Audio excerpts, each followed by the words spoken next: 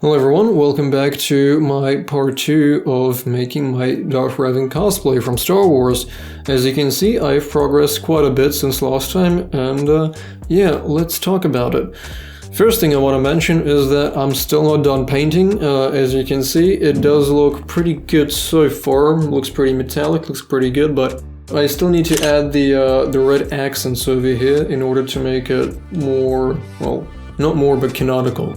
Because Darth Revan, he has like blood red stains all over here, or blood red markings, and I'm still missing those, and yeah, it looks pretty good. I'll talk about the paint process in a second, but let's just talk about the things I've done since last time. Last time I had an issue of having excess geometry here from the print. It was pretty much a lemon, it wasn't meant to happen like that. But yeah, thanks to the Ryobi tool that I had and a little circular star attachment, I've managed to cut away all of this excess plastic, and now there's space for my face. Still need to cover this up and insulate it a bit in order for all these chemicals not to be breathed in by me, because it's not healthy, and right now there's just a bunch of wood filler here and black spray primer. Again, not really good. I need to cover it with a clear coat and then insulate it somehow so that I don't breathe it in, because these chemicals are not good for you. Once they get into your system, they're never getting out. Keep that in mind. Yeah. So the problem with the helmet has been solved. Well, I guess the mask. But yeah, I just need to pretty much add the red paint, add a visor, and make a strapping system for it.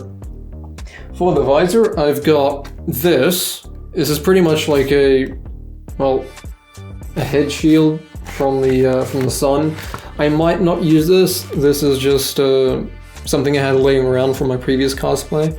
I do have something better though, and it's this little piece here. I've actually got two. I've used these lawnmower face shields for my Helldiver cosplay, and they're pretty good. They're pretty sturdy. And yeah, they also look pretty good. They also are really dark and light doesn't really go through them. So I'm probably going to use this, a little strip of it for my cosplay here, for the mask.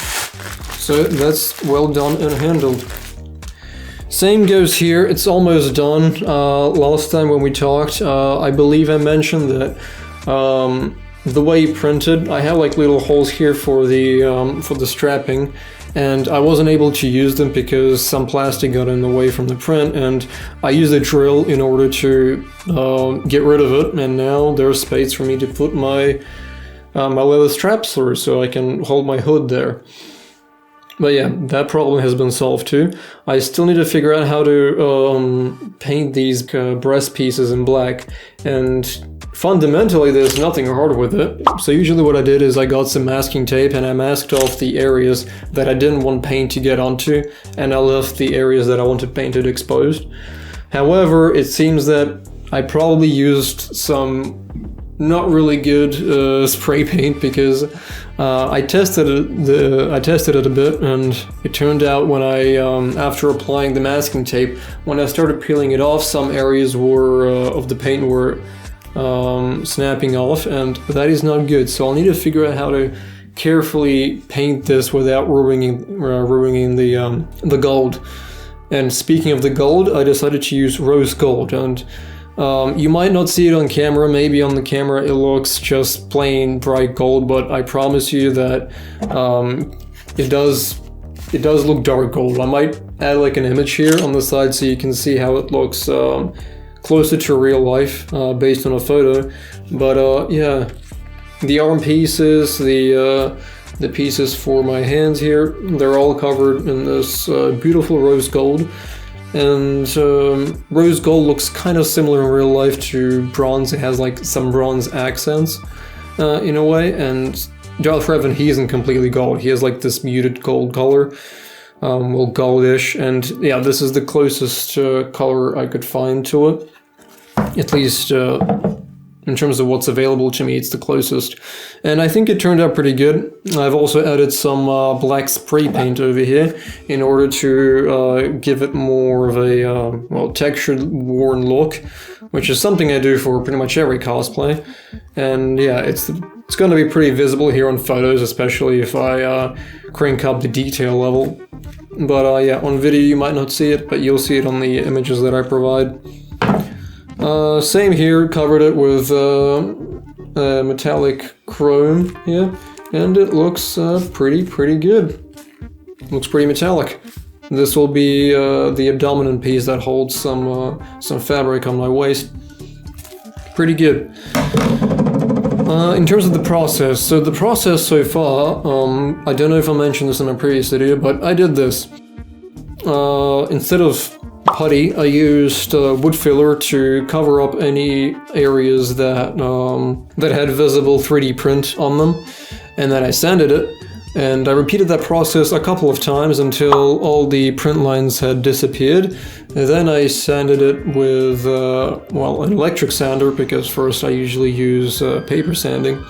And after it's all smoothed out, I covered it with black filler primer, and then I sanded it again, and then I primed it again, and then I repeated that process. That's usually like the sweet spot. You want to do it like at least 2 times so that all the 3D print lines are gone. Luckily for me there weren't too many of them, but they were still present.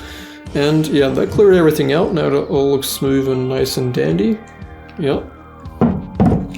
Then for this rose gold, covered it with rose gold, this dark metallic gun gray, almost like charcoal gray.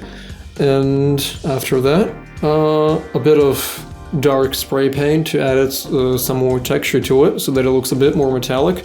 And then after that, only for this piece, not for this, I used a bit of chrome to give it even a more metallic look. And after that, a clear coat in order for it not to react with hand oils or not get damaged by rain or anything else, so that it keeps your paint secure.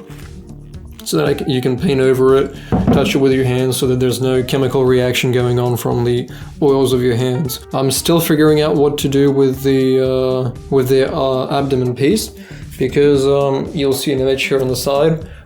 When this chest piece ends, there's like the stomach piece, which looks like kind of like a rubbery material, so that you can have more, well, I guess, movement room, so that you can bend over. There's like this belly cover. I've purchased, I don't even know what to describe it, this rubbery material, and what I'm planning to do is I'm gonna use these strips, cut them up, and layer them, probably in like, maybe like 6 rows, and yeah, it's quite bendy.